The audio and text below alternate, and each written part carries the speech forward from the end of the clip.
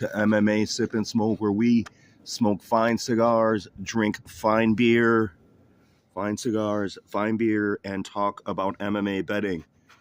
Let me see if I got sound. As always, people, welcome to the show. Welcome, bout betters. Let's see if we're live. Hope you are all well, doing good. I'm out here. It's a little cold, starting to get cold, but today was a beautiful day, beautiful evening, beautiful orange sky out there. Take a look at the Chicago sky. Beautiful, guys. Beautiful evening. Hopefully it doesn't snow on me. Let me see if I got some sound here, fellas. What did I do with it? Yeah, so before I talk, after I've done this thing so much, I still feel nervous when I'm talking sometimes. I don't know what it is. But let's see here. I think I got sound. People. I was looking for a nice ashtray, and I was looking at these various ashtrays on AliExpress, as well as at the Thompson Cigar Shop. And here, okay, yeah, I got some sound. Cool. We're doing well. Welcome, bout betters. Let me pop out the chat here. So yeah, I was looking for a cool ashtray, or at least something different, and then I don't know why I overlooked how nice my ashtray is. Like I could tell people where I got this ashtray. I've had it probably longer than most people have been alive, or at least the people that actually no, my viewership's pretty old. But I've had this, I believe, since I was like 17 years old. I snagged this from a movie theater here that was already being torn down. And was had been partially torn down, and this was sort of in the ashes. This was sort of there. Stupidly, what I didn't grab, what I should have grabbed, or did I have the base? No, I didn't grab the base. I just like this green color for some reason, so I grabbed this ashtray from an old movie theater. So this thing is probably super old, and it has this. It's supposed to stand on this wrought iron stand, and it has this bubble here, which is perfect for cigars. I didn't realize this until last night, that you could still maintain an ash just using that bubble. Like, oh, it fell there, but for the most part, it will stand if it's the right size. When it gets to that point. Yeah, see? Okay. Whoa. Okay, so it's not demonstrating my point. The last night was doing it much better. I guess once it gets a little smaller, it's going to be stand there a little bit better. But yeah, there we go. Really nice ashtray. The San Luis Rey. Why I have the San Luis Rey is that I used to love this cigar. I used to purchase a lot of this cigar a little over 20 years ago when I first, actually almost 30 years ago now, when I first started smoking cigars. We used to get this from JR Cigar, and Thompson Cigar used to sell it in JR Cigars, and it was like literally like just over a $2 smoke. I forget what price I got these for now, but I needed a cigar that was very inexpensive, because what I've been doing is I've been smoking a cigar almost every night, so daily. So I needed sort of a daily smoke that wasn't going to break the budget. And I remember these San Luis Reys. And even though I prefer to shop local, like at Norwood Park Cigars, or even the Binnies here locally, I prefer to shop local. I needed something that was in that price point that I could smoke every day. And in fact, at Binnies today, I picked up some of their final bin, or the last of bin cigars, and I highly recommend grabbing any of those when you see them. So I picked up like 2 Macanudo Cafes in a Figurado or Torpedo shape. I picked up these Punch Knuckle Busters, and I've never had those, but it's from Punch, which is a good brand, big major brand. So I picked up a couple of those, and then I picked up some more Drew Estate cigars, a Drew Estate Nicaragua Rustica, as well as I forget the other cigar is it the Cuba Libre? We've had both of those here. We've had both those cigars, and I really needed going back to this, really needed a cigar that I could smoke every day. And you know what? I had one of these the other night, man, and it is every bit as good as it was 30 years ago. The blend, I think it has some Sumatran tobacco in it, in addition to Nicaraguan filler. So the blend is just a fantastic blend. It, you know, has like little hints of cinnamon. It's very soft. We're gonna have it here in a moment. Really, really enjoyed it, and I'm gonna get me more of these. These are just a fantastic cigar for a novice or even a a connoisseur such as myself or yourself. I'm pairing that today with this Maplewood Brewing. Love this orange label, the Softcore Mutation, and it says there the Fodor or Fodere apricots. I believe that means fermented Fodere. It sounds like fermented, and this is a aged beer. I think I couldn't read the label there so well. It got behind me, but it's, you know, an ale, dark ale or oak. No, is it oak aged ale brewed with apricots. So one of the tasting notes that I love most in a cigar is apricots. This cigar doesn't necessarily have that. There are other ones that do have that, more of that fruity tasting note, and you know, apricots or that kind of fruit, I think, can accompany any cigar flavor. You know, I was talking to somebody at work today, and we were discussing, you know, what is best to drink with your cigar, and I was like, anything. You know, I had a friend that used to love a Pepsi. He had to have Pepsi with his cigars. I had another friend that loved Coke. Another guy that loved his Fanta. You know, I knew a gentleman that loved his pineapple Jarritos, like a soda was fine. You know, wine is fine. If you red wine, rosé, a white wine, anything, you know, anything at all. I had another friend who loved juice. He loved having grape juice with, or even cranberry juice with his cigars. He always had juice, normally a grape juice with his cigars, like a real grape juice. And I see a lot of people out there, they you know, they drink beer, but also I see the majority of people love their whiskeys, right? They love their scotch and their whiskeys. That's not for me. I'm more of a tequila mezcal guy. So I love tequila with my cigars. And I'll tell you guys, I love margaritas. So I make my own margaritas. And I love chasing beers with a little bit of margarita. And just the cigars with the margarita does it for me. That lime, citrus, you could add anything you want to a margarita. You want to add, you know, some orange flavor to it, go on ahead. You want to use some, you know, lemon flavored vodka, or you want to add some vodka to your already existing tequila margarita, go on ahead. Really, really drink what you want. Have what you want. It's not, there's no recipe to this. There are no rights and wrongs to enjoying what you enjoy, right? Like there are certain pairings that, of course, that are going to complement and go back.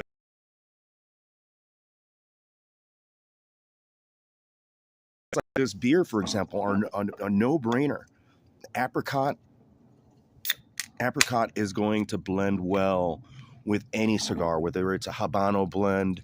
I think it would probably do best with a Connecticut blend, is my opinion, but or a Connecticut wrapper. And I too need to get better about expressing and mentioning and differentiating between the anatomy or the anatomy of the cigar I got, but more of the taste profiles of each of the cigar elements, right? Like we're thinking of like areas of the tree where we're getting the plant, the tobacco that we want to utilize for a cigar, and each of those areas have a specific flavor profile. So I'm not certain what this particular set is here. I do think it might be an Ecuadorian Sumatran seed wrapper. I'm not positive. I have to go back and look what is on this San Luis Rey, or what it's consisted of. You know, I usually taste these blinds, guys, and I usually don't always give you what the anatomy of the cigar is anyways, but this is a good everyday smoke, and I enjoy this cigar. But let me take a sip of this beer first. Actually, I could, you know, watch check. We're in the Paganini design Pilot's watch. It is an IWC clone. I think you guys have seen this before. I think I overpaid for it, although it does have a sapphire crystal. It has no crown guard, so when I was wearing this at work, it's easy to get damaged. It's also domed crystal, a slightly domed crystal. It's hard to see there. Yeah, domed sapphire crystal, which is actually good for a $70 watch. My biggest disappointment, as I mentioned before, is the lume. I bought this because it was supposed to be super luminescent, and it just isn't. So it has this like great illumination color, and if you charge it up, if you stand in a light or flash your flashlight at it, the lume will be very bright. It will be good, but who does that? You don't, I don't need to do that if I have a flashlight, I can just read the time from that. It's supposed to have some good luminescence, and this thing doesn't. But it is some good steel, decent looking watch, and it's a lot cheaper and looks just as nice as its $4,000 or $10,000 counterpart. I think it's like $4,000 to $6,000 for the version of this IWC. So this is the Paganini design clone, and because I didn't like the lume and I didn't like the advertising, like that this is supposed to be super luminescent, I haven't purchased or will not purchase another Paganini design watch. It just doesn't do it for me. The casing is really good. It has a nice engraving, as you guys have already seen in the back before. Again, no crown guard. The chrono has very nice tactile buttons, so it works really good. So it's not a bad chrono at all. But I needed something that was super luminescent, and this is not it. So, whoa, let me try this beer here.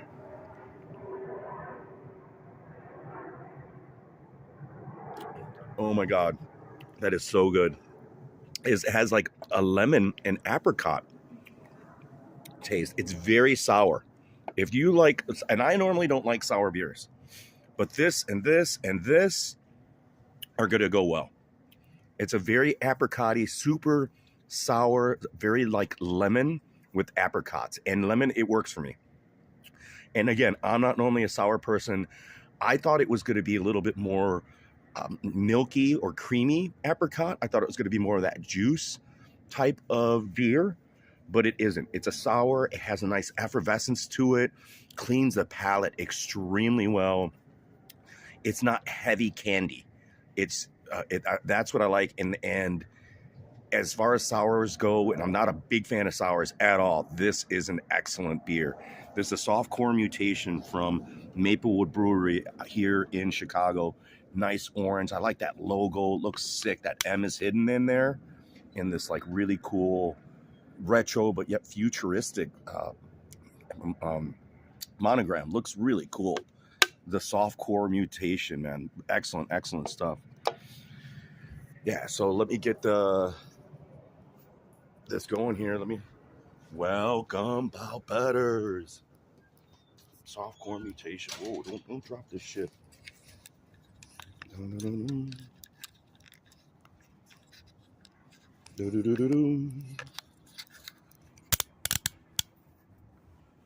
Oh, yeah. Oh. Welcome, Balbetters. So we got a bit interesting event, right? Brazil, late minute fight. Some decent dogs on this card. Tough. I'll tell you guys what play I did make in a bit here. I'll tell you what my money line play is, and I have a parlay. And the parlay, what I did is I put them into a 3-piece to see what I get out of it. In fact, I forgot my third player right now. I was completely blasted. I did well, not last week, but the week before. Or I'm sorry, or even 2 weeks ago. I tripled up my money, which was excellent. And I did really well. From I started off with literally a $30 bet and built eventually that into $260 profit. I basically won all my bets but one. I forget what some of those were at this time, but it doesn't matter. like, share, like, and subscribe. You could always come back, hit me up in the chat, say, hey, you screwed me on this one, or you messed up on that one. Lately, which has been great, is I've been on a mission to do this a long time ago. I've been only betting 3 to 6 matches or placing 3 to 6 bets, right? And I mentioned that I was going to do that, and I stuck to that, right? On the last live, I was saying, hey, I might just do this one bet and leave it at that. And then I won that bet, right? I won that, even the parlay that I picked, I was like, I won that parlay, right? The Makachev Chimaev bet, that parlay, all day. I stick by it, right? Stick by it, right? Stuck by that thing. Makachev finish line, parlayed with, forget what I parlayed that with. I missed the Kamzat finish, but what was the other play that I made on that card? There are just a few other plays that I made on that card, and I won almost everything but that Kamzat by finish bet. There were a couple of other things. One other thing that I didn't win. I think it was my money line play on one of the women. Forget which woman it was, but she didn't work out. This card here on the women's side, I think it's pretty darn easy. I'm not going to parlay them, but I don't think Angela Hill nor the other Brazilian lady have much of a chance. I mean, or the Mexican woman, I'm sorry, Conejo, Montserrat. That's why Conejo is plus 420, and Angela Hill is just plus 112. I think Denise Gomez is like a possible either money line pick, or not just on money line, but possibly even a parlay piece. And we'll find somewhere to parlay her. Wow, there's no props on yet have developed on Rivers. That's very interesting. No props yet, but yeah, I like Denise Gomes in that particular fight. Let's start at the top, or close to the top. Elvis Brenner versus Kenyan Khrushchev, Khrushchev, I can't pronounce his name. Khrushchevsky, Kenyan Khrushchevsky. He's a plus 150 underdog. I didn't analyze the fight. I'm going to stay away from it. I'd go to the second fight, and I'm not going to bet it either because there's a lot of chalk on this card with some of the favorites. I think Renat Farcantinov is a lock against Elijah Dos Santos. A lot of these Brazilians are very, they're risky. They're not good. They're just not at that elite level. And Renat isn't elite per se, but he's got some mean in him. He's got some skills. I think he's got the better wrestling, the better grappling, the better training partners.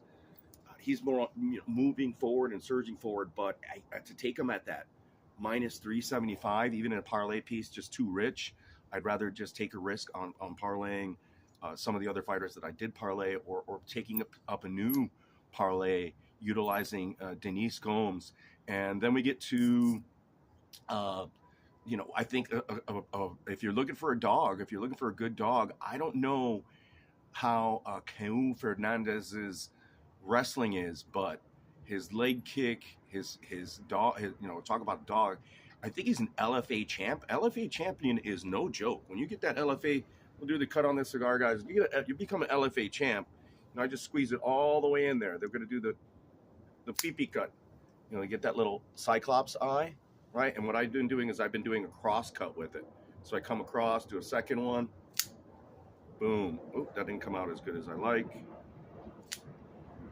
Yeah, so I got this. I tend to just do it once, this cross cut.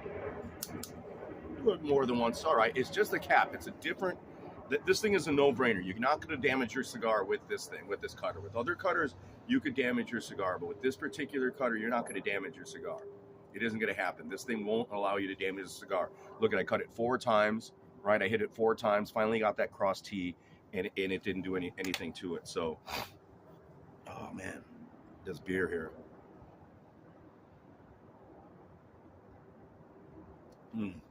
Man, I don't even like sour, and I love this beer.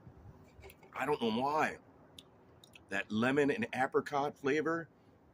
It's probably because, oh man, I can see the apricot chunks in there. Look at that. You can see the chunks of apricot.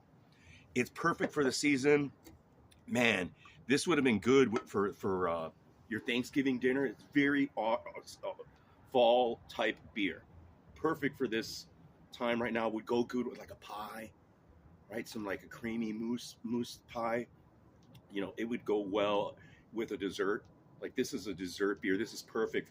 This beer is great for drinking, smoking a cigar with. Look at the chunks of apricot down there. Look at that. The rind down there. Man, I've never seen it like that. I'm used to seeing more of a clear sort of rind. This almost looks oaky. It almost looks like wood chips. Like this, you know, just if you could make cocktails out of this beer. Like it's so good, you could use it to mix and make a different kind of cocktail with it. Like I could seriously put tequila in there. Again, I could probably put tequila and vodka in anything, especially tequila. Put tequila in this and it would taste really good. Nice tequila or a Fireball. You mix a little bit with this with some Fireball. Make some kind of cocktail with it. The apricot in here with that sour is just a really nice combination. I don't know, and I hate sours. I can't stand them, but this one for some reason, because the sour offsets that candy, and I think that's probably because most of the time with a lot of the sours that I've tasted, it's always been too candied fruit. It tastes like artificial fruit and very sweet with the sour. It's like a very strong sweet and sour, where this, the candied is not there. It's actually just more subtle, and it's a subtle apricot. It's not overwhelming. The sour actually dominates, but it's more of a refreshing lemon sour to it that I seem to enjoy. I didn't read the notes if it even has lemon, but that's coming out to me as more of that lemon sour flavor note, but really, really tasty. Really tasty. Enjoy it. Yeah, I think, Mark DeCasey, what's interesting about him is DeCasey's really was a kickboxer. I think he had, decent jiu-jitsu, but I think his background was primarily in kickboxing. And then all of a sudden, his wrestling chops, he's Canadian, I believe. His wrestling just got so much better. And he was just dominating all these dudes, taking them down so easily and controlling them very well, because he does have decent jiu-jitsu as well. He doesn't utilize it. He's just really good at controlling a person. So, and then just getting him down, he has just excellent takedown ability. So he's really improved. I mean, DeCasey was almost out of the UFC at one point. So this is a tough one for him. I mean, what's hard, I think, a tough fight for him, but what's hard about Fernandez is that, he's, even though he's an LFA champ, he's at home, which is going to elevate him and get him, get a lot of adrenaline in there. But it's his first UFC fight, and it's at home.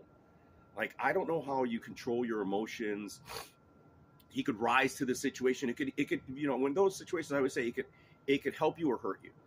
And I don't know much about Fernandez in terms of background. I don't look at people's Instagram. I'd go look at his Instagram, and if this guy's been out training at home, and if he's really working hard and not doing this as a victory tour, oh yeah, I finally made it, I'm in the UFC in front of my fans, a dream come true. If he's really motivated to training hard, I think Mark DeCasey could be in a little trouble here, because DeCasey always gets hit. I don't think Fernandez has very good takedown defense, but he's got some speed, and he's hits wicked hard. I guess he's best known for that leg kick. He's got a leg kick. We know what Mark DeCasey does. DeCasey's good on the feet too.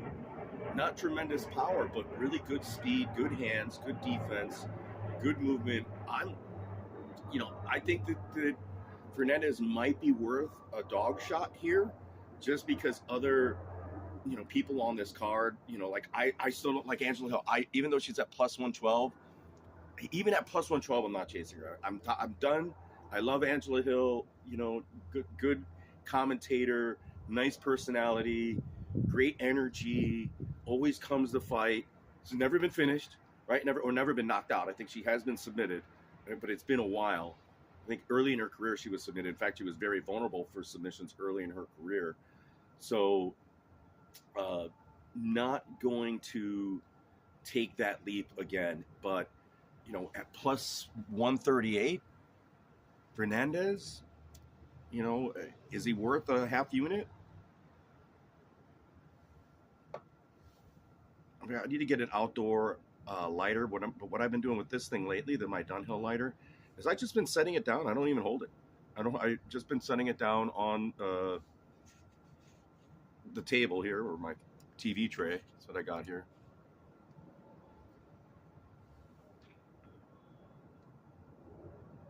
Welcome, bow betters. Who needs a cock meat sandwich? Who wants a cock meat sandwich?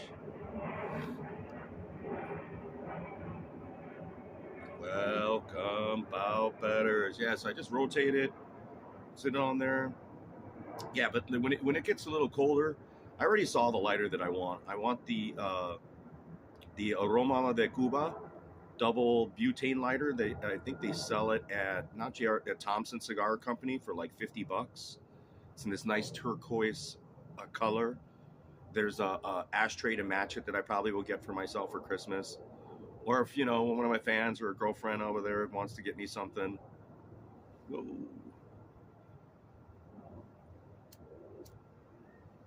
Yeah, I figured out that my ST DuPont lighter, see how this is already, it's having problems staying lit, and it's not even that windy. Some wind there. My ST DuPont lighter, the gasket is blown, so I either have to figure out how to do it myself or send it in for a repair, which I really don't want to do because it's, yes, it's a $400 lighter, but they're going to charge you like $100 just to repair that sucker. It's actually more than a $400 lighter. But yeah, I'm going to get me one of those butane ones. They sell some cheap ones. I saw some pretty cheap ones like for $5-6 on Amazon. But, when I buy those things, those things don't last that long. So when you buy that $5 or $6 one, it isn't going to last. It's going to work a couple times, but when you need it one time most, when you're out there on a boat or you're on a golf course or you're outdoors, you're coming, you're walking or you're at the ski resort or on the mountains or on a hike, that thing won't, it won't work.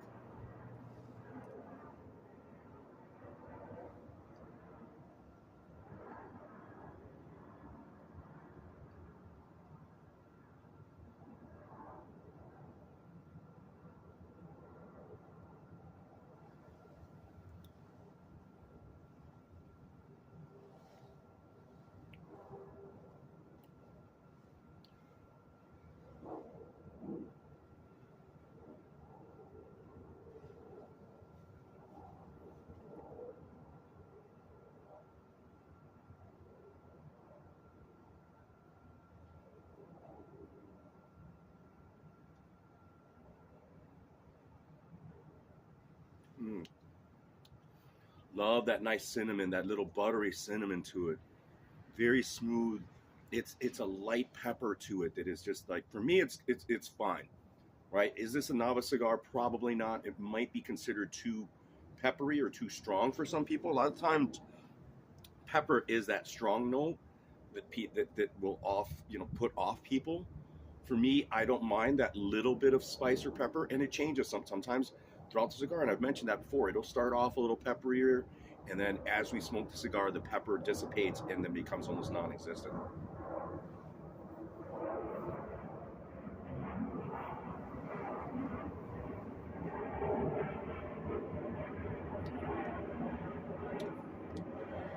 For the price, I had already given like a rating on this to a friend. I told Joey, he asked like, "Oh, did you smoke a cigar last night, or did you smoke a cigar?" And I was like, "Yeah." I bought these cigars from JR Cigars, San Luis Rey.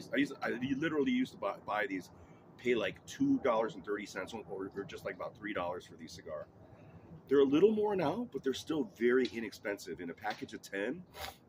And it was well aged. They're a little dry, but when I removed the cellos, there was a lot of oil or residual oil. That's another thing, a discussion, where there is no wrong and right to me. Story. I prefer to take them out of the cellos. When you remove the cellulose, yes, cellophanes are a natural product, right? They're made out of a vegetable oil, not vegetable oil, but basically some kind of a vegetable substance. Cellulose. God, that beer is so fucking good. That beer is so good. Rich. Helps the cigar. The beer is just fabulous. The beer is a 10. That is, and I don't like fucking sours, and it's winning me over. Perfect for the holidays. It has a little pumpkin nature to it. I think of pumpkin, I think of like pumpkin pie, even though it's apricot. I think of a pie with this thing. I think of a pastry with this beer. And I love when a beer does that, when it like calls to me to eat with something, or it speaks to a food, or can be paired with a food. That impresses me right away. Even if a cigar could do that. Yo, what's up, baby? I'm smoking a cigar. I go anywhere. I'll go. Get your camera. Put me on. Get your camera. Get your photo with me, baby. Dude, you guys know what I did to Big Girl? This is what you're gonna get. Big girl.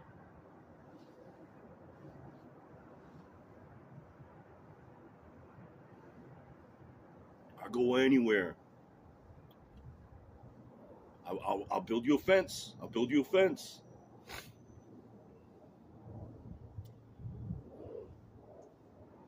So Joey, I was mentioning the dog play, or a dog play. That dude against Mark DeCasey. I know he doesn't have good takedown defense, but the kid can crack, and he's an LFA champ. I mean, I'm high on LFA champions. I've lost on LFA champions before, but like I mentioned earlier, my concern was, how is he going to respond to being in Brazil? It's his first UFC fight, and he's there with all his people. He could either not remember, even Glover lost, right? Some of these big Brazilians, even at home, it's tough. Mark DeCasey is well-rounded, pretty good, but this guy Fernandez can crack. And he's super fast. LFA champion, he's a finisher. DeCasey's not a finisher, right? DeCasey's a control guy now. So I don't know if that's where a dog play. I think in the first two fights I mentioned, Joey, Renat and Kruszewski, I forget how to pronounce that, but I wasn't going to play anything there. I don't even think it's worth taking Renat by finish. So I think the first bettable match is that Kyle Fernandez and DeCasey there. Yeah, Joey makes a good point. Yeah, you got to go with the finisher, and Fernandez is the finisher. I don't know. So what is your pick? Are you going with Kyle Fernandez? I mean, it's not a bad money line at plus 138. There isn't a lot of good dog value here that have a very good chance of winning. Right? Even Angela Hill. I said to avoid Angela Hill. I'm not doing it at plus 112.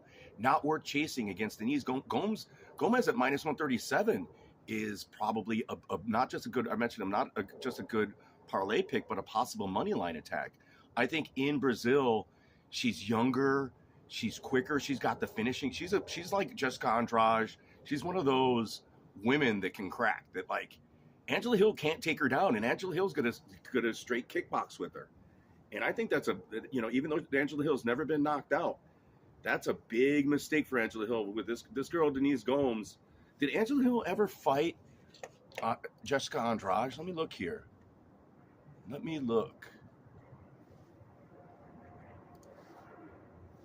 I mean, she has fought a who's who of women's MMA. Angela Hill's got a lot of fights. We'll see how many fights she's got here. Just lost to Mackenzie Dern. I mean, Mackenzie Dern pieced her up. Yeah, Mackenzie Dern had three takedowns. I think the lock of the night is that for a parlay piece, or maybe on the money line, the possible play right here is Denise Gomes. Yeah, she has like way less experience, but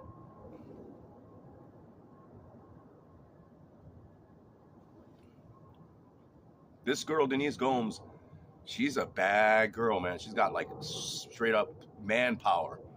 She could hit like a man. Yeah, lost to Nina Nunez. She lost to Tisha Torres. Yeah, her last submission loss was against Rose Namajunas a long time ago. Yeah, she's fought Rose. She hasn't fought Jessica Andrade. So this is her first, matchup against a knockout artist. So I like this Denise Gomez here. Denise Gomez is like got to be one of my plays. I got to add something there tonight before it gets out of hand. I think people are going to start to parlay her, and she's going to surge at least another 20 points. I bet by the end of the night, she's going to. I would place your bets on her right now. Place your bets. Place your bets. All bets are in. All bets are in.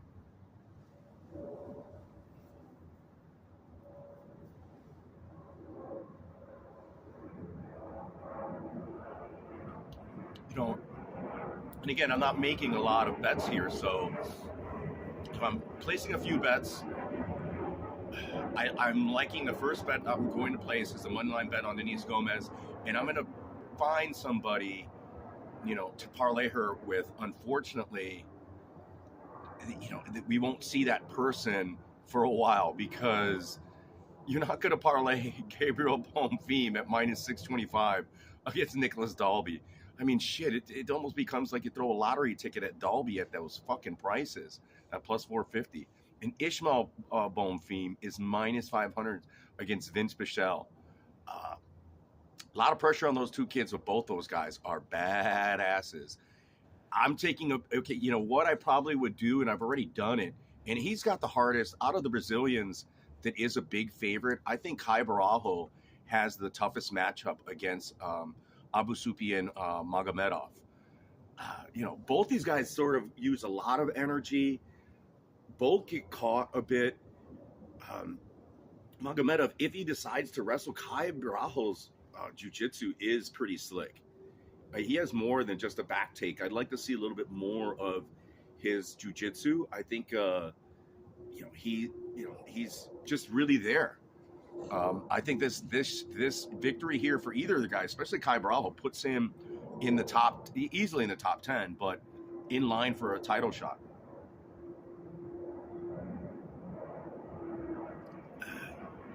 So going back, I didn't examine Victor Hugo versus Marcos Daniel, so I can't go for a dog there or for a favorite. I'm not fucking risking any money on Modestas Bukakas. That dude has burnt me before. I was high on Modestas Bukakas, and he just doesn't fight for your money. The guy gasses. He gets hit a lot. Victor Pacino is not that good.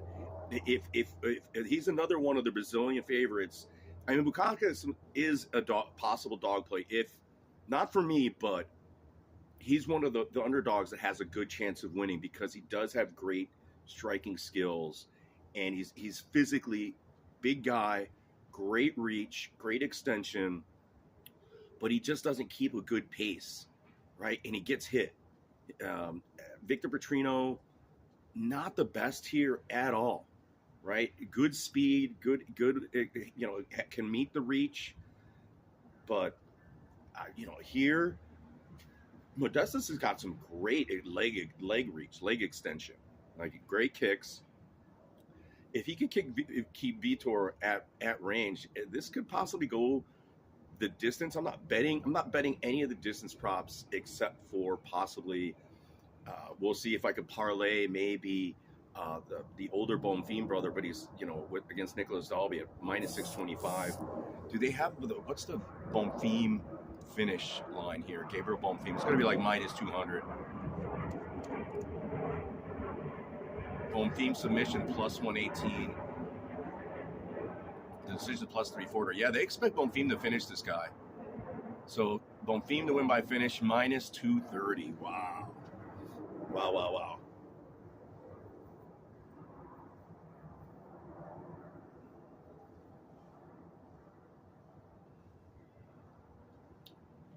Joey already disappeared. He came in, takes off. Oh, well. Yeah, it's tough even to parlay that, right? Because Nicholas Dalby, I believe, has he been finished? He's a tough guy. Like, you better submit him. I don't think you're knocking out Dalby. He's not getting knocked out. right? I don't think he's getting knocked out.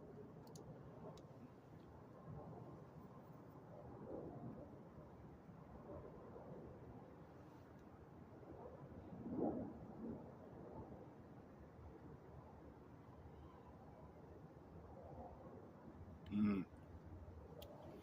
Really like this as this is an undervalued, underrated cigar. You know, I gave it an 8. You know, it was 7.5, but now I'm giving it an 8. For the value, it's an 8. It's not the 9 Club because it doesn't knock me out. It has great, nice, subtle flavors. That spice is dissipating, as I mentioned before. Even though it's not a Connecticut, there's a buttery spice to it. It's like a butter and cinnamon to it. Perfect with this beer here. And I did bring it out because this is an inexpensive smoke. I can't review. I've noticed that everybody, most even the cigar people, they do reviews. They do some reviews on your best cheap smokes, but they don't go this low. Like they're not smoking like what the Baccarats are. And I remember, I went into another cheap cigar that I used to smoke, and I saw it today at Binny's, were the Henry Clays. That used to be a super cheap cigar. It was like a $2, $3 cigar back in the day. That thing's upwards of $9 now. It's actually popular. Like they sell fast. It's a big seller. The guy told me, the guy in the humidor. Now, guys, right now, good time or for yourselves and or your loved ones, or if your buddies, it's okay to give cigars. Joey, you want to give me one of those gift packs of cigars that has that lighter in it, like from Alec and Bradley, or from Arturo Fuente, or Roma de Cuba has one too that has the lighter that I like. If I could find that one, I'm going to buy it. You could buy me a gift box. I'll be happy with the gift box. Easy, no brainer. If ladies, if you have a gentleman or a boyfriend or a husband that likes cigars, you get him like one of those little gift sets at Christmas with some socks, some deodorant. He's going to be happy. You don't have to give him like an Omega watch like Israel gets, You don't have to give him a Rolex or buy him a car. You can give him a box of cigars. He's going to be happy. He's going to appreciate it. I'll be happy with the box of cigars. I'll tell you that much. Those boxes, some of those gift packs are like $100+, and some of them are really good. I think Arturo Fuente has one that is, it's not the Opus X. It just came out. It's actually like 20 cigars, and I think there was another company that made one of these, like not necessarily gift sets per se, but like it's not even a sampler. It is, what is it described as? Basically has multiple blends of the same cigar or of a cigar, like from the area or farm patch that they're getting, multiple blends in multiple sizes, aged differently with different wrappers, et cetera, et cetera. So it's like tobacco that's grown in a certain area but blended differently, and they put it into Arturo Fuente put it into 3 different boxes. And I want to say it's not AJ Fernandez that has something similar, or what was the other Espinosa, I think, makes something that is, I want to try each of them. I probably would more likely lean on the Espinosa one because of price, because I think the Fuente one, I want to say it is 15 cigars. This Espinosa one, oddly enough, I think it's like the Espinosa one is 12 cigars. It's an odd number, or odd 12 or 15. And the Fuente, I think, is like 20 cigars. And the Arturo Fuente box, I'm shooting from the hip here. I know Norwood Park Cigars has it. If you're here locally, you could walk over there. He just got that in. I want to say it is $900 for like 15 cigars or 20 cigars. Comes nice black humidor. Beautiful, beautiful presentation. But little too rich for me, right? Like there's my father humidor with, I want to say 30 tube cigars. That's a steal. The guy offered it. It's selling for like $550, and he offered me 10% off if I purchased it. When I did look at it, so that's not bad. That covers the tax. I could walk out of it. Covers part of the tax. I could walk out for like $600 with that. A beautiful humidor, and they have beautiful tubos with art on it. Just one of the most lovely presentations I've ever seen in my life.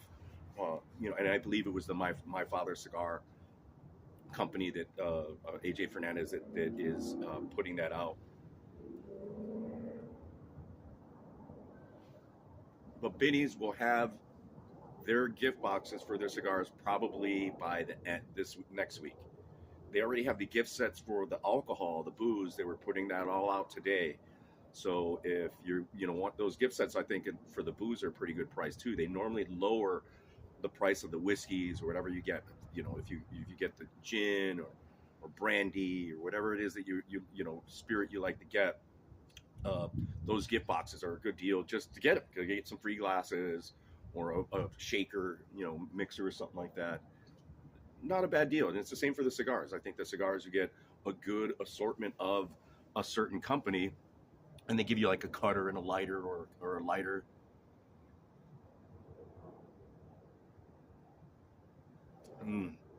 Oh, man.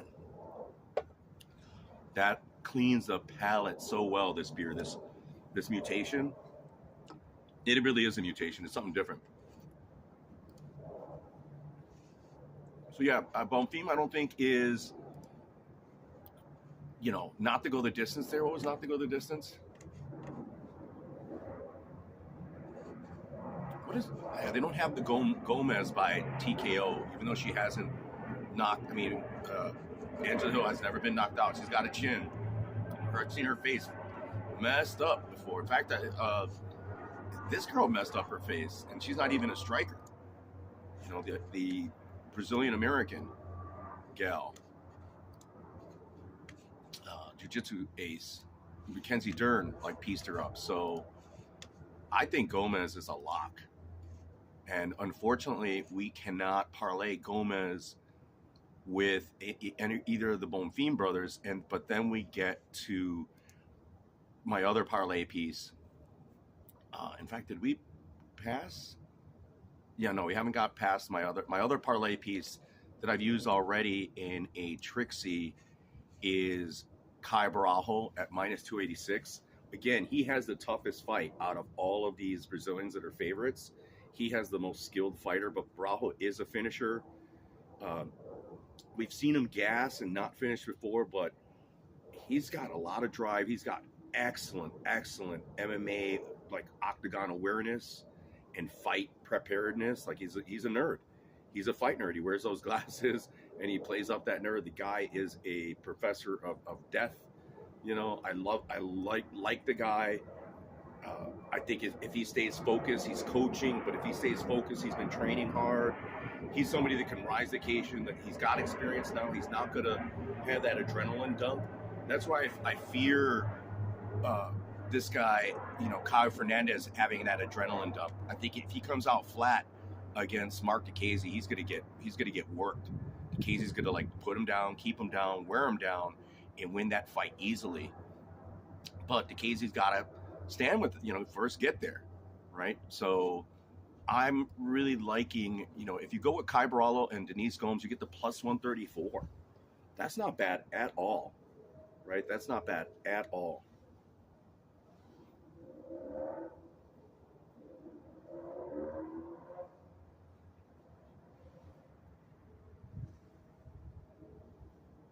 Yo, welcome, Bout Betters. What's up, Adrian? When you going to come and have a smoke? We got to have a smoke. This is a good inexpensive smoke right here, the San Luis Rey. But my collection's been growing. I got, I bought some of those Arturo Fuente Opus X's. I got some of the Liga Privada from Drew Estates.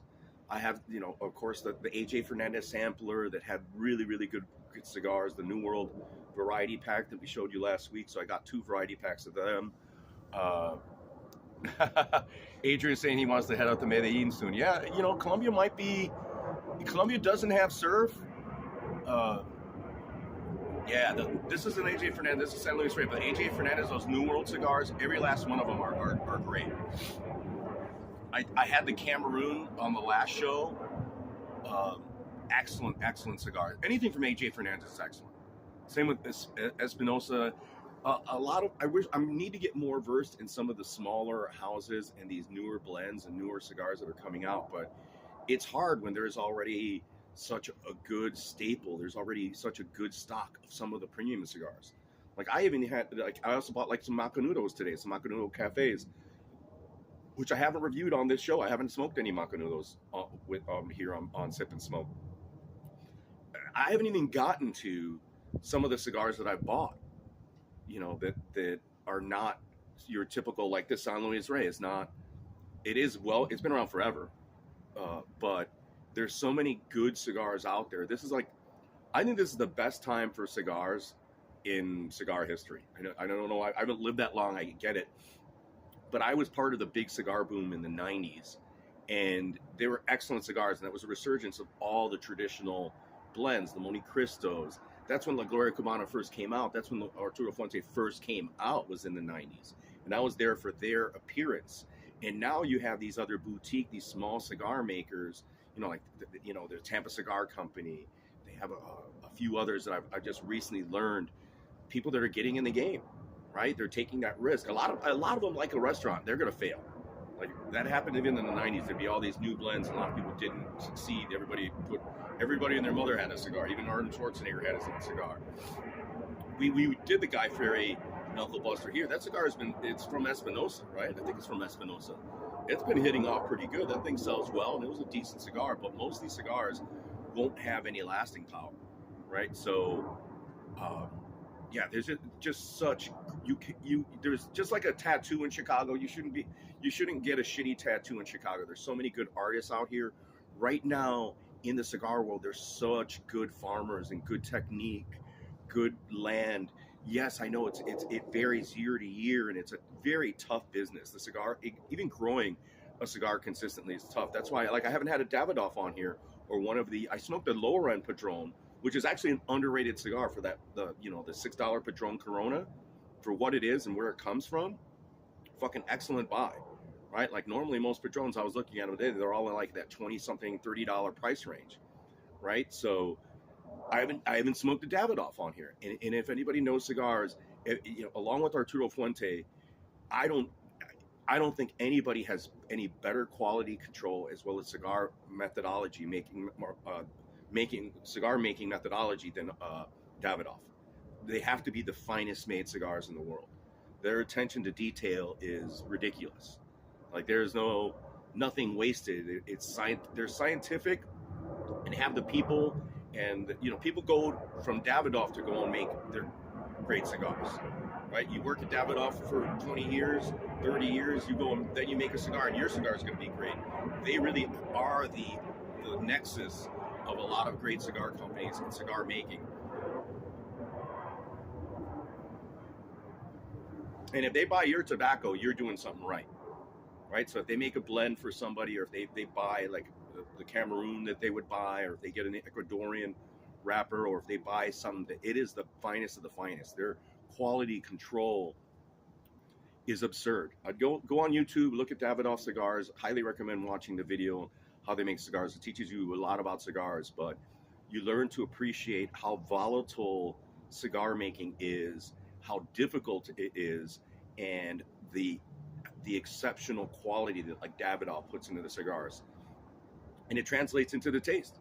It does come into the taste. At the end of the day, it's still got to taste good, burn well, and a lot of them do, because they've learned from Davidoff, they've learned from Arturo Fuente, they've learned from the Cuban factories there.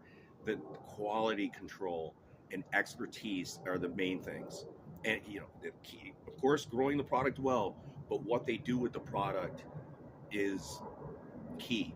Like the people that work for you in the cigar industry, the wine industry, even the beer industry is key. Any industry. We make the companies. A lot of people, like where I work at, there's high turnover. They're able to succeed because some people do work well. Some people do have great work ethic, have good operating standards, have good knowledge, and it blocks problems from happening. It helps the company. It helps maintain performance and quality of work. And some of these companies, and most cigar companies, they understand that, because it's always been, even though it has been an exploitative product, it's always been a product that needs a lot of attention. and it needs expertise. Sure, there'd be,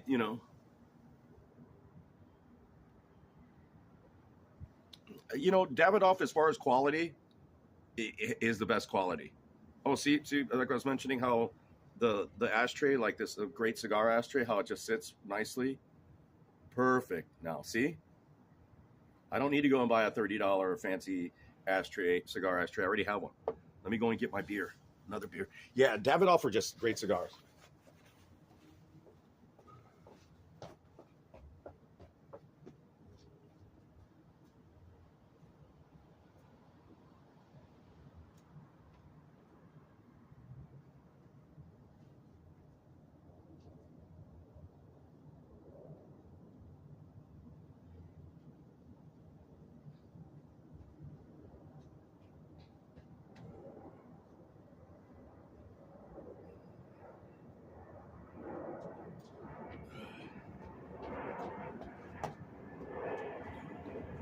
Adrian. Yeah, you don't have to take Tate's word for it. You can go on YouTube. There are excellent videos from AJ Fernandez, Arturo Fuente, and other people that take tours of the cigar factories. And the Davidoff one, you see that video of their cigar factory. It's dollar for dollar, leaf for leaf, some of the best cigars in the world. They probably do make some of the best tobacco and best cigars. Yeah, Arturo Fuente, right up there with them.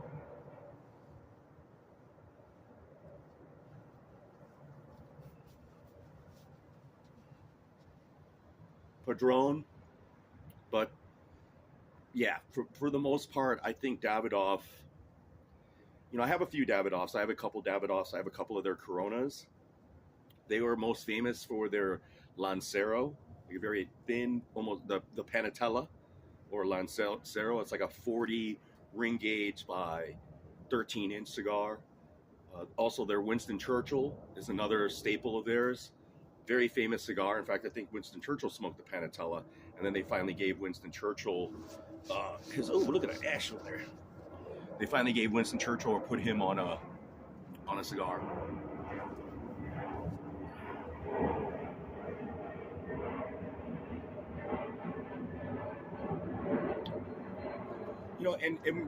Davidoff cigars are, like Padron, they're in that $30 price range, but I bought a couple Opus X cigars. That I bought the double Corona, which I think was $33. I bought two of those a couple weeks ago. They're sitting aging for a special occasion. I might buy a few more of those Opus X. I've heard mixed reviews on them. I should have had some of the older ones. They used to be some of the best cigars, but I need to purchase a box. Like when I buy Davidoff, I don't mind buying some individual ones. I'd like to have, when I buy a cigar like that, I remember always having like a box of Davidoffs, and that would be like my gift cigar, like to somebody important, to one of my bosses, to somebody getting married. And my favorites were the tubos, the Corona in a tubo. And so those were pretty expensive, and they are pretty expensive now, but I think I could get a box of 10 for like $200. So it comes down, or a little bit over $200. It might be $290. I forget what it was, but they were like still close to $30 a cigar in a tubo, which is excellent presentation, excellent for aging, and those were my favorite.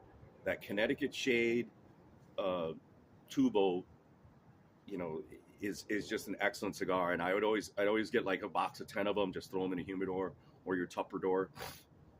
I need to make the humidor. I have a couple Tupperwares right now, and I could throw those into the humidor in the future. And the Tupperware that I got is working fantastic.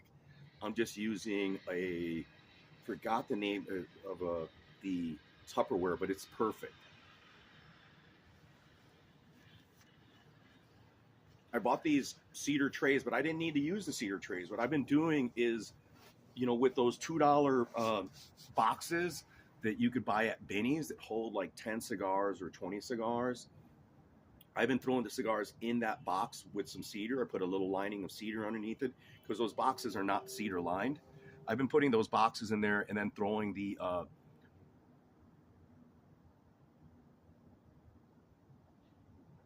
oh, so good, the Volvita hydration packs in those boxes and throwing them into the Tupperware.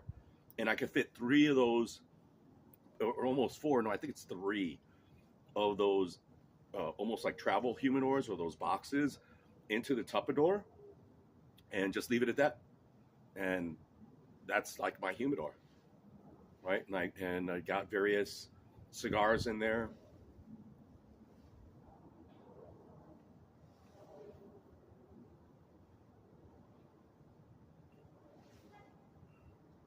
Some people like Holt cigars.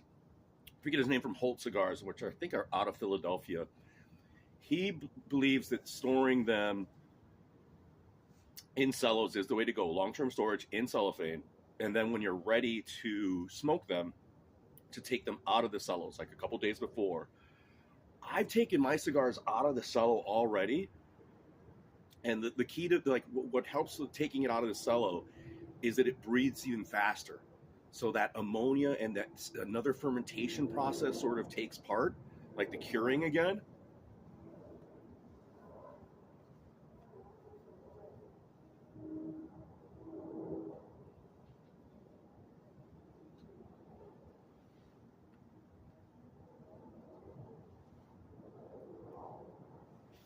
Again, no right and wrong.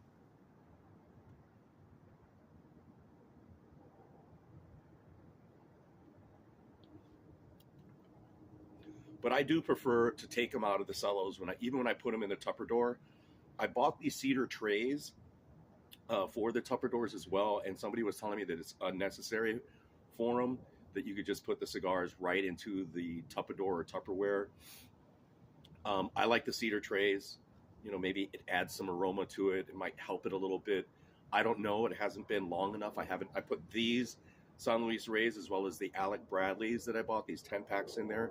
And then I got some more cedar. The thing with the trays, and what's good about the trays, is that I actually get more volume, and you could utilize the space of the Tupperware. You could use it without it, but better than the box method that I'm doing. But right now the box method works because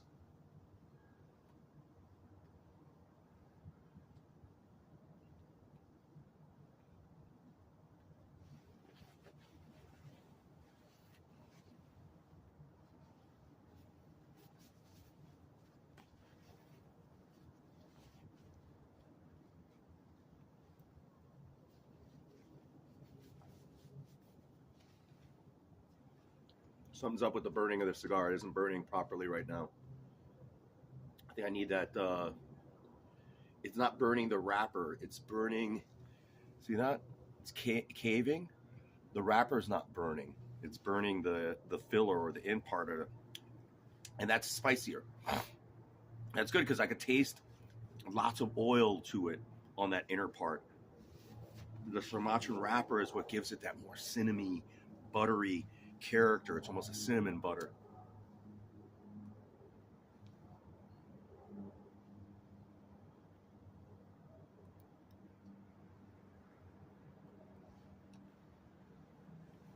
Very interesting. Smoking cigars outdoors is always a challenge, guys. The burn isn't going to be the same. Always get a little bit more difficult. That it's more likely to canoe. That it's burning this well outdoors is good. It's a testament to the quality. Excellent. Fuck, for the money, man. Love this purchase, guys. It's a no-brainer cigar to have.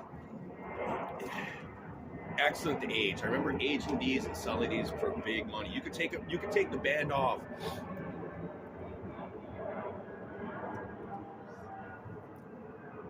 A lot of times the band and the name and the packaging, it sells. Right? It works, especially in cigars. It works. Right? A lot of these cigars, it's going back to the quality of the standards.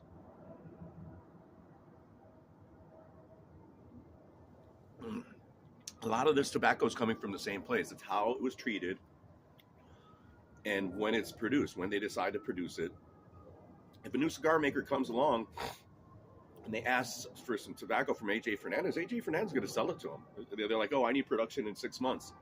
They were like, okay, let's go. You didn't buy the stuff that's ready now for 6 months, but we're going to produce it for you. It's under your name, and it doesn't, it doesn't hurt us.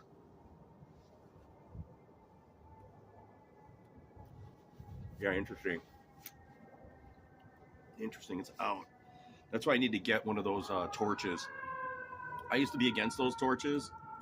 I had the first Calibri. I remember buying the first torch.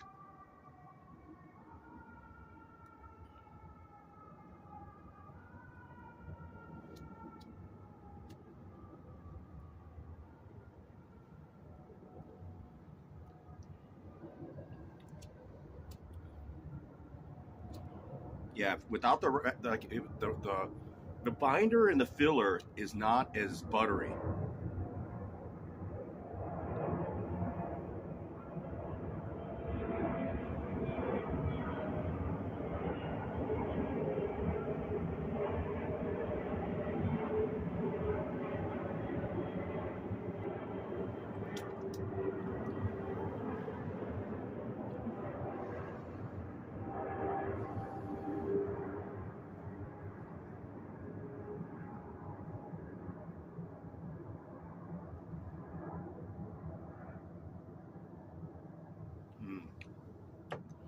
Excellent cigar.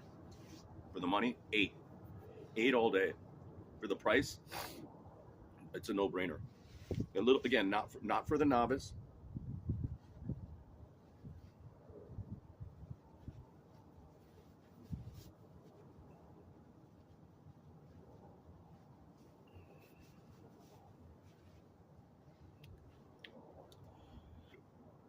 So if you haven't placed a parlay bet, my parlay recommendation right now at this point is Denise Gomes and Kai Barajo.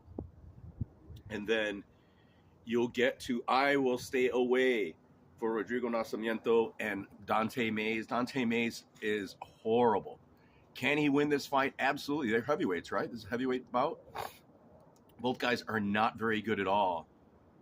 So I'm just going to, I hate betting on low-level MMA. Not going to do it.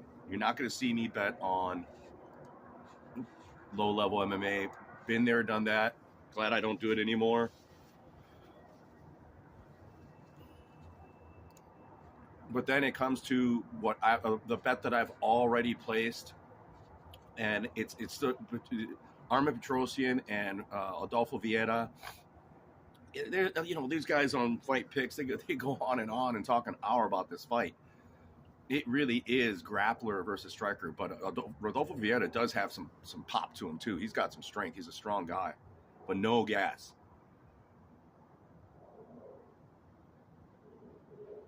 Armin Petrosian has a little more gas, but he slows because they keep feeding him these wrestlers.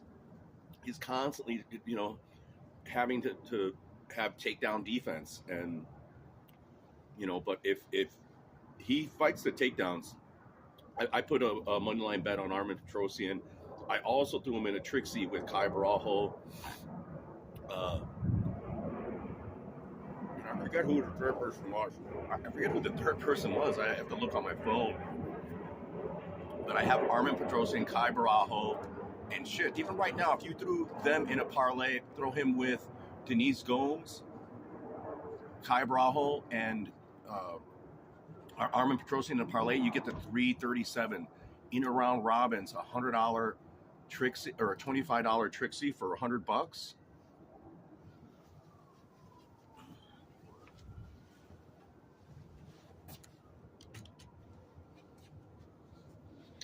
You will get $211 profit in a Trixie. Throw another, not a bad Trixie there, guys. I think that's if you haven't made a Trixie play or a parlay bet yet, you could go with Kai Barajo and Denise Gomes and keep it at a 2-legger, or a 3-piece with Armin Petrosian that gets you good value. It's risky, right? Because Armin Petrosian always gets taken down. He always gets taken down, but his guy's got good get-up game.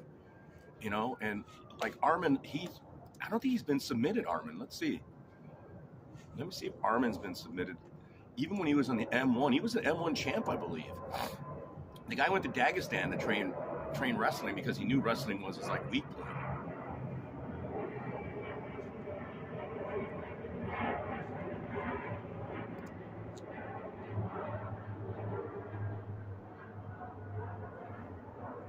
Yeah, he lost to Barajo. Because Barajo controlled him, but he didn't sub. Barajo didn't sub him, right? Barajo had how much control time? 10 minutes control time, but didn't sub him. And Barajo had 0 sub attempts.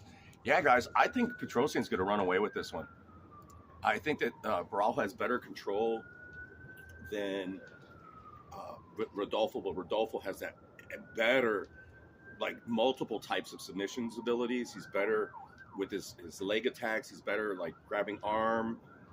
He's got a more diverse submission attack than Kai Barajo, like very well polished.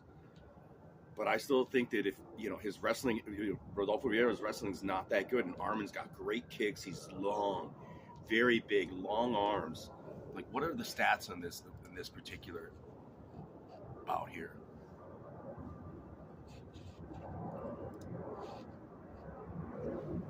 Yeah, he's 6'3", with a 71-inch reach, right? Rodolfo Vieira 6'0", with a 73-inch reach. Wow, interesting. Striking 5.97 to 3.36, right? Petrosian is a better striker. They're both not that accurate. Strikes absorbed per minute. Here's a big, three strikes absorbed per minute, where Rodolfo Vieira is almost 5. Striking defense, Armin Petrosian's at 56%, where Rodolfo Vieira is 48%. Takedowns per minute, and this is killer for Petrosian. This is where I get worried about my money, is 3.7 takedowns per fight, where Armin doesn't do anything, 0.2. But his takedown, Rodolfo Vieira's takedown accuracy, that's what I'm saying, he's not a good wrestler, 25%. 25% with 100% takedown defense, and the miserable takedown defense of 36% for Armin Petrosian. This is what gets me scared about Armin, but I'm betting that Rodolfo Vieira doesn't have the wrestling chops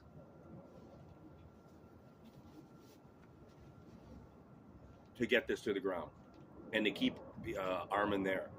But I think Armin, I don't know what Armin's submission awareness is. His submission defense is pretty good. I mean, he's got a good get-up game, but Rodolfo Vieira is a different beast. The guy's an anaconda. I think he's, if he gets taken down, it might not be the first time, but if he gets taken down more than once, it's over. I think Rodolfo will snatch up an arm. He'll snatch up, a leg lock or get into that position where Petrosian's going to be in trouble. But I'm still on Petrosian. I think that, for as a bet, that's the bet that the fight is a fight. The fight that I was looking at most, because there's not a lot of variance in the favorite, or you go either way. It was even money, I think, even on DraftKings. So right now it's back up to Armin being a slight favorite, basically almost even money for the guys, or at least a 50-50 bet for either guy, because Rodolfo Vieira is at -108, Armin Petrosian's at -115. We're not talking a lot of points there, so I think that is I'm going to do that Trixie, and I'm going to leave it at that, and then I might do a parlay with Kai Barajo and Gomez. I'm going to leave that's the other thing that I'm going to add. I already have Armin at a half unit on the money line, and then I threw him in that Trixie for $100. I know it's risky, but it's a Trixie there with Kai Barajo, and I forget, it might have been one of the Bonfim brothers.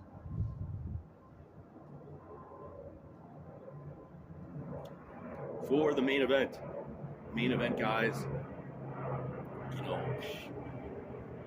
you can't, I don't like Derek Lewis's attitude coming into this fight. I think he's just there for a paycheck, which scares me. What's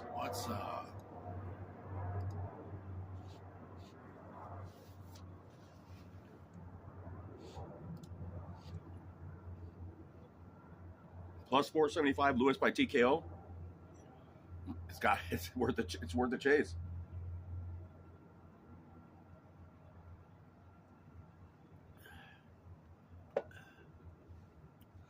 Oh, there was a. Oh yeah, the Son of Juice is awesome. We've reviewed it here, Adrian. I've had the Son of Juice. This one is awesome though. This is a sour, and I haven't. It's excellent. This one right here is excellent to clean the palate with, the Softcore Mutation. But the Son of Juice is really good.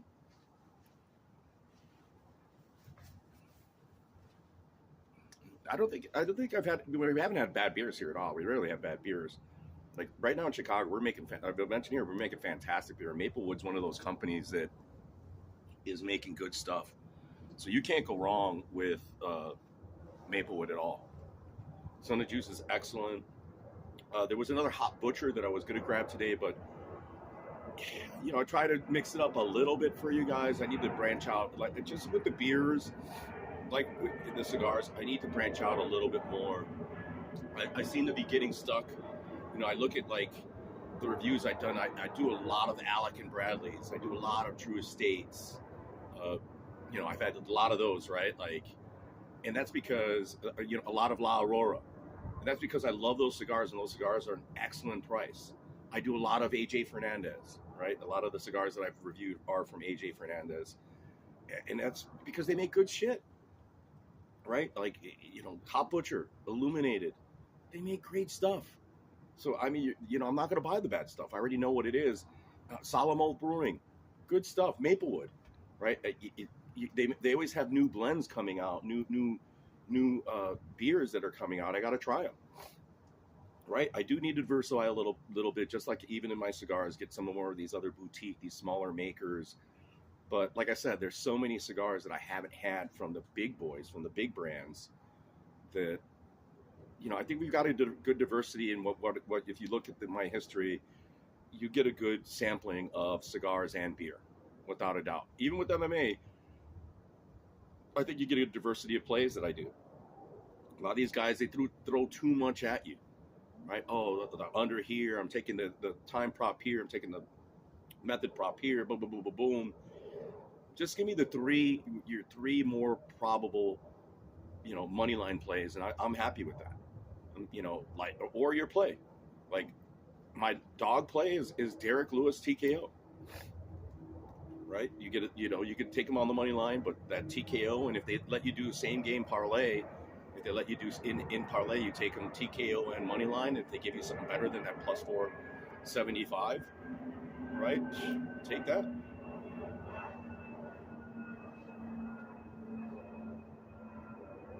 Because Jolton Almeida, the stats are stats, right? Like even with Armin, his takedown defense, it's like he gets taken down because he's always facing like top level grapplers, but he gets up, but no one submitted him, right? He hasn't been submitted, right? So that tells you something. He has good submission defense, but it tells you, like, even though he's taken down, guys struggle to keep him down because he's so big, so strong, and he wants to get up. He fights to get up, right? So if Derek Lewis comes in here, and that's what's scary about Derek Lewis, I didn't like him in the press conference.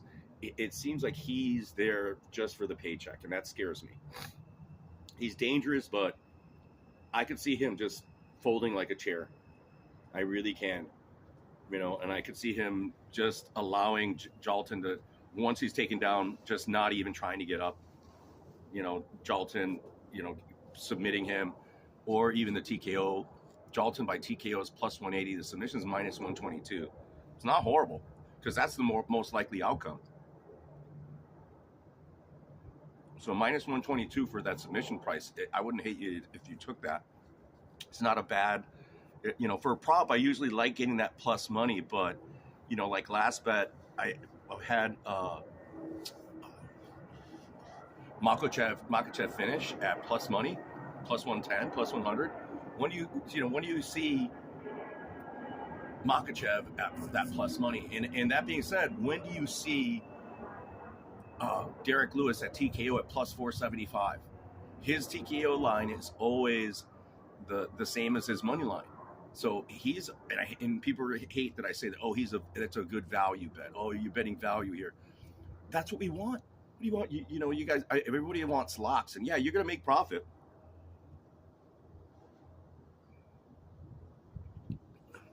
I looked at the stats of UFC Gambling Addicts profit level. Great winning percentage, but his profit margins are not that good. And he's winning, without a doubt, winning very well. I love UFC Gambling Addicts, fucking one of the best UFC gambling pages ever, and best shows. Just quick, easy, entertaining, professional, and the guy shows, you know, he's very transparent. The guy wins.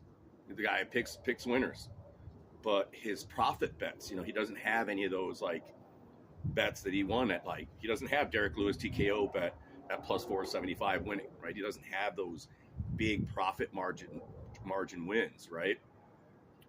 And you want those because you need those money makers. You know, I like Gomez and Barajo at what was that? What was that parlay at? What was that? Where were we at here? Was that plus 2? What was that? I mean, that's, you know, when you parlay, you want to get there. Gomes and Barajo plus 134. Not horrible, not bad. But what I was saying, like, it's not a criticism of UFC Gambling Addicts, but we want to, like, if we're making the best prop to bet on this card that has a likelihood of occurring is Derek Lewis TKO. So why wouldn't I place like $20 on it, right? I spend okay. Actually, this beer, a 2-pack of this beer normally sells for $20. It was on sale, guys, for like 10. Had to buy it. 2-pack, like Tupac.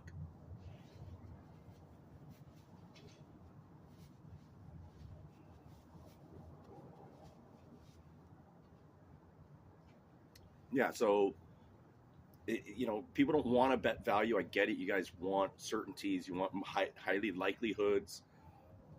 But you're telling me that the heavyweight that has the most TKOs in UFC history doesn't have a chance of TKOing this guy? Where's your value? You're wrong, right? The abilities and the stats speak for themselves. Right, there is a likelihood that happens. The more likelihood, of course, and I would agree, is that this guy gets the submission, right? But I'm betting here. I'm betting not just to win money. I don't want to win. I talked to you guys about that. I don't mind winning 10, 20 bucks, 30, 40 bucks. I want to win at plus 475.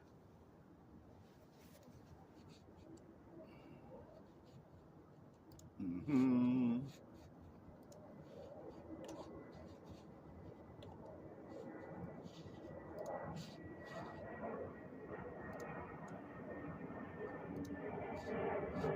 Mm-hmm. 2/4 unit, $25 pays $143. So I win $25. I quadruple my money. That's the bet I want to make. That's the bet I want to win. Wanting, I get it. Wanting is wanting. In gambling, we shouldn't want something. It's not your feelings. We're not in the feelings sport. We don't use our feelings to win money. But Derek Lewis, so let's look at like Derek Lewis here. What's Derek Lewis KO percentage? Win, KO, win, KO, win, KO, win, KO, win decision, win, KO, win, KO, win, KO, win, KO, win, KO, win, KO, win, KO, win, KO, win, KO. He has one decision win. He has one decision win. Loss to Spivak by arm triangle. Loss to Tai Tuivasa with the elbow, which is scary. Loss to Sergey Pavlovich by KO, which is, whatever. Loss to that's a Cyril Gane KO, right? I mean, that's the other thing. Like Jalvin could KO him.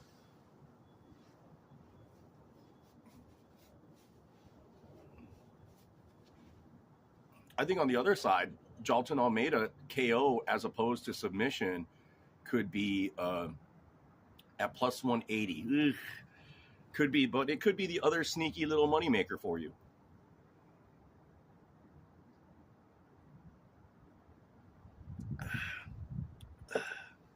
But I'm leaning on placing a quarter unit on Derek Lewis. I haven't gone to the gate yet. I haven't put that bet in. The bet I did put in already was Armin Petrosian for a half a unit on the money line. I put him in a Trixie, and I forget my third party here. I think it was one of the Bonfim brothers. But I put in $100 with him, Kai Barajo, and one of the Bonfims.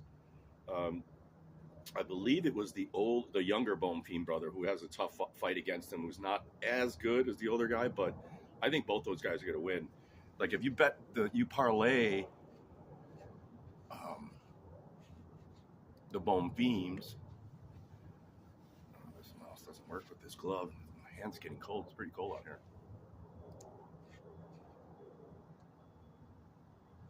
If you do the Bonfim parlay, which I don't recommend, minus 625 and minus 5, it went up. You're at minus 265 with the two brothers. Oh my God. I'm glad I placed the, I think I put Ishmael Bonfim in there. I think he was like at minus 425, and I rarely do that in a round robin or even a parlay. I really put that kind of chalk up there. Like I said, most people that know me, and I've always said, like, at minus 300, you don't have any value to me, right? I can't do the Bonfim parlay at minus 265. I think, if you got the 10K, you got the bet. I think it's a sure bet, but I'm not going to throw money at that chalk. I really like the parlay with Gomez and Kai Barajo, two Brazilians, two highly and I like Gomez to finish Angela Hill. She's a finisher. Angela Hill hasn't fought a striker, a woman that hits as hard as this girl Gomez. I think Gomez has like that legit one punch knockout power for a woman, and that's super rare. Like her and Jessica Andrade are like two of the only women that have that ability, and so she's there. So I'm really liking her to take that fight. I think she wins it outright fairly easily. And her even on the money line, covering the chalk, covering the minus 137. So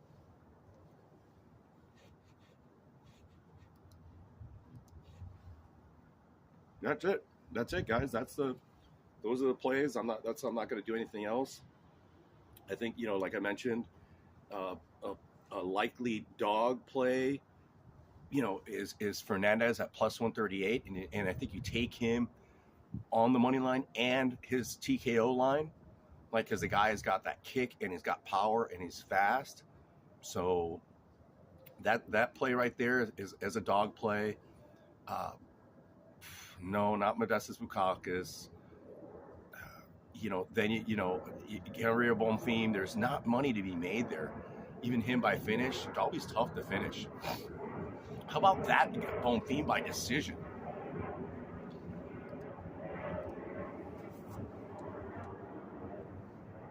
Over 1.5 with Gabriel Bonfim and Nicholas Dalby is minus 103.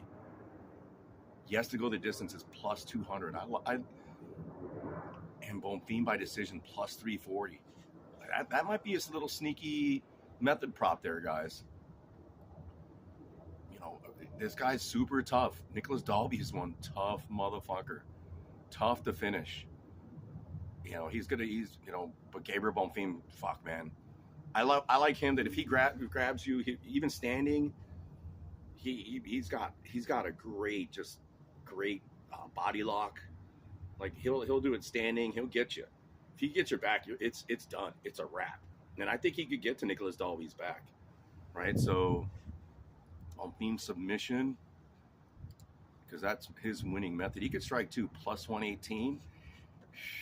That we might not see Bonfim win, that line at plus money, just like I mentioned before with Makhachev finish. We might not see Bonfim have that plus money on his finish line for some time. So that plus 118 might be something to consider. Depends how the night's going. right? For me, it doesn't matter because my bets all take place on the latter half of this fight, unless Denise Gomez, unless I win some money on Gomez on that money line.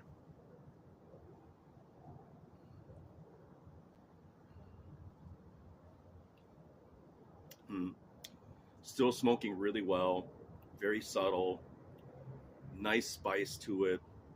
That butter, cinnamon butter.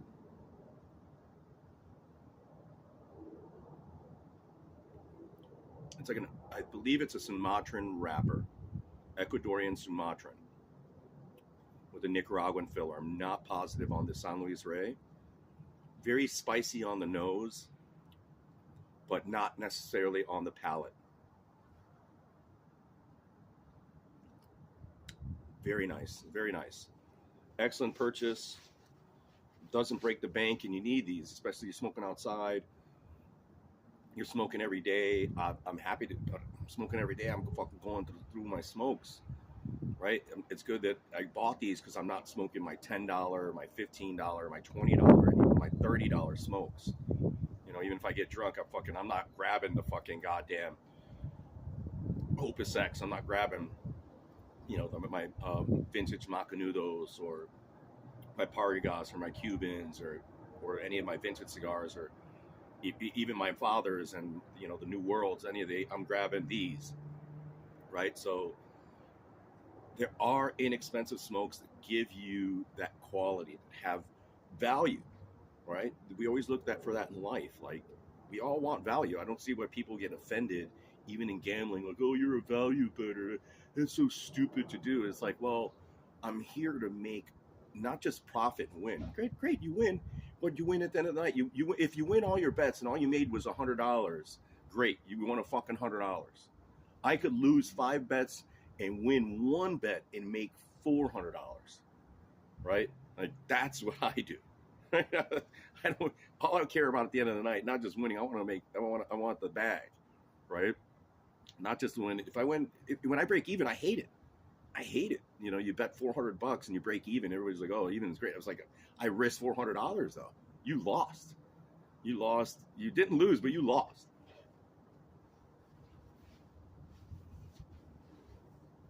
And so for myself, making large profit, if I could double my money, yes, that's what I want to do. I want to I want to usually triple my money. That's when I'm happy. If I double my money, I'm not always happy. You know, if I start with $100 and then I come back at the end of the night profiting 200, okay, but I want to make $300. Then I'm happy. That's my gauge. For me, that's success. Right? Like, not just making a little bit of money. I want to make exponential profit. Right? That's and you know, the irony is there used to be that MMA parlay king, crackhead, fucking meth head. I don't know if he's back in jail. He's here from Chicago that used to make bets like that, and everybody would diss him and shit. And I didn't diss him. I did diss him, but I was like, I used to diss him. And now it's funny that I'm looking at bets like him. You know, not just long shot. I'm not necessarily long shot parlays, but I don't mind these long shot methodologies like that Lewis by TKO. Because he wins by TKO. He has 16 TKOs in his career, 16 knockouts, knockout leader in the UFC. Dude, it's to me, that's a no-brainer for $25. I spend more on the cigars and beer than that, right?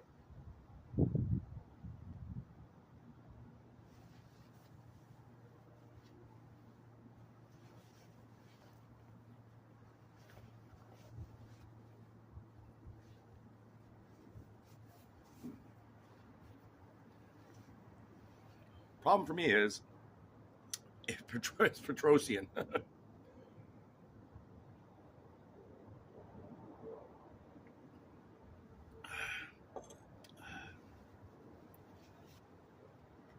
Also, that my income is shortened, gotten a little less lately. Haven't got the overtime I wanted. Even though I've been slowly coming back on my MMA gambling, guys. Slowly coming back. I was down like a couple G's, almost like 2 G's at the beginning of the year. We're coming close to the end of the year here. and I'm still down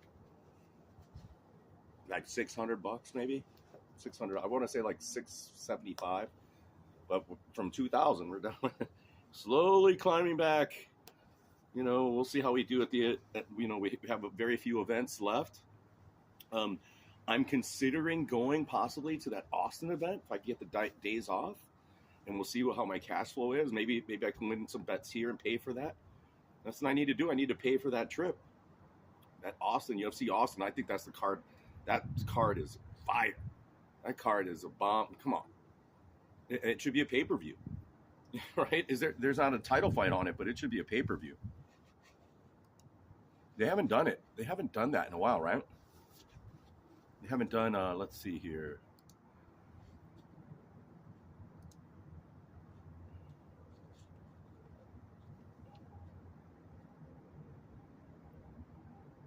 Austin, there it is. Benel Dariush, Arman Sarukian. Yeah, no title. Dan Hooker, Bobby Green, Rob Font, Devison Figueredo, Sean Brady versus fucking Kevin Gastelum. Dude, there's two champs, interim champ. Fucking, there are some champs here, Fucking Dustin Stoltz again. Saulo, Khalil Roundtree versus Azal. I forget. I can't see that here. Clay Guida. Guida's on the card. Misha Tate's on this card. Dude, this card is stacked. This card. Joe Zaleski's on here. Who else is on here? Wellington Thurman. Jared Gooden. Dude, this card is stacked. This card is the card right here. That UFC Austin card is going to be the best card that is coming up in the next couple months. I mean, to round out the year, it's the best. No brainer. Let's see if we got any lines for that card yet. A lot of fights on that card. Got 1, 2, 3, 4, 5, 6, 7, 8, 9, 10, 11, 12, 13. Hardy's wife is on there. Yeah, 13 fights. That's fucking that's a lot of fights. 1, 2. And my computer's really slow.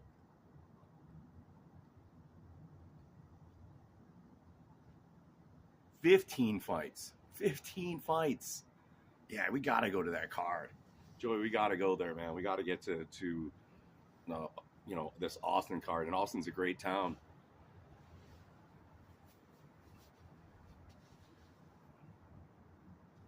No brainer on that one. I'm favoring Arman, right? I'm favoring Bobby Green.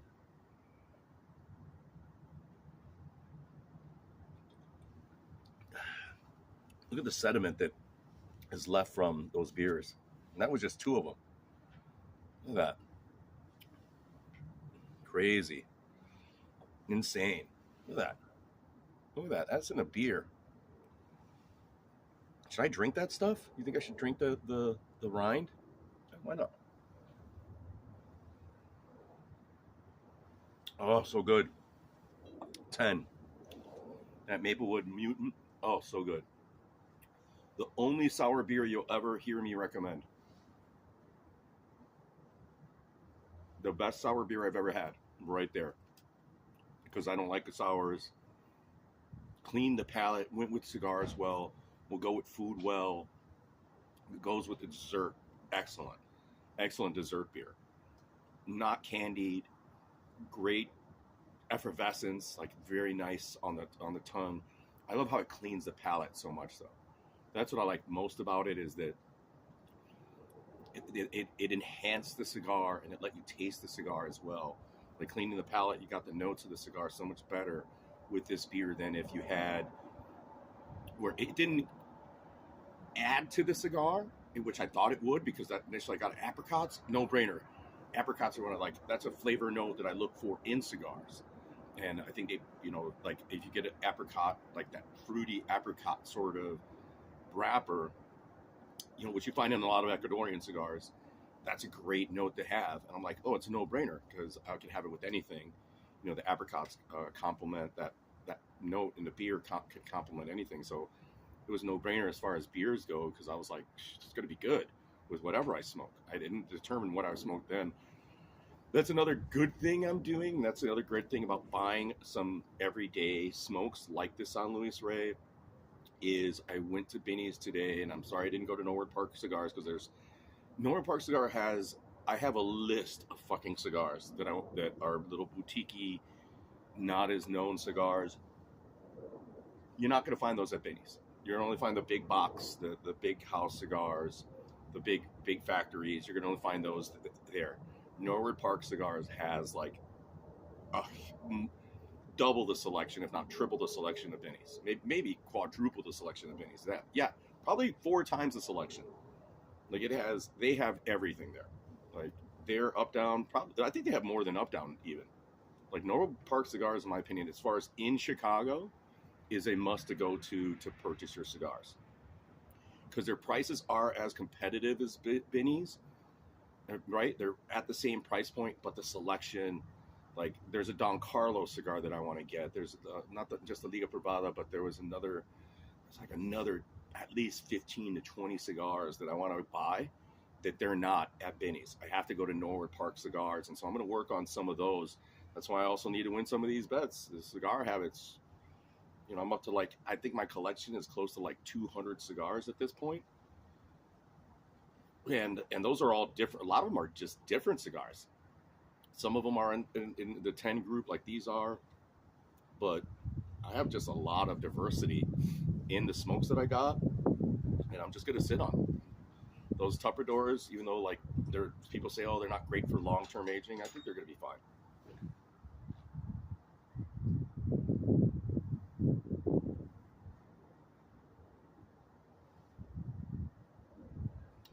See, now it's burning. So look at this, how for like a under $4 cigar, like around $4, I think these were like 30 something bucks at JR Cigars.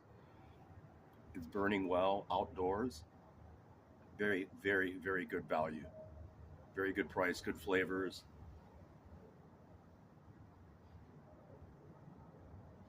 I forgot to mention, if you've made it this far, you are about better. I really appreciate everybody coming through. We've been doing this live for a long time. I'm going to drop off now. Enjoy the rest of this smoke.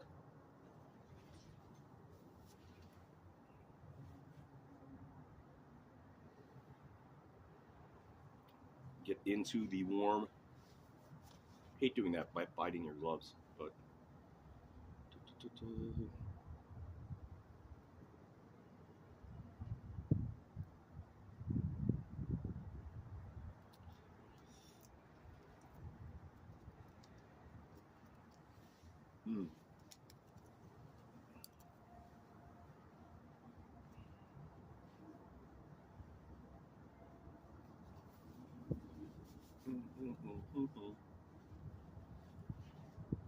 Thanks, guys, for coming into the chat.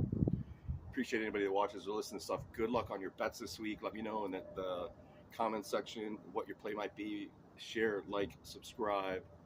Hit me up. Always respond to all my comments for the most part. But if you've made it this far, you are about better. Thank you. Have a great weekend.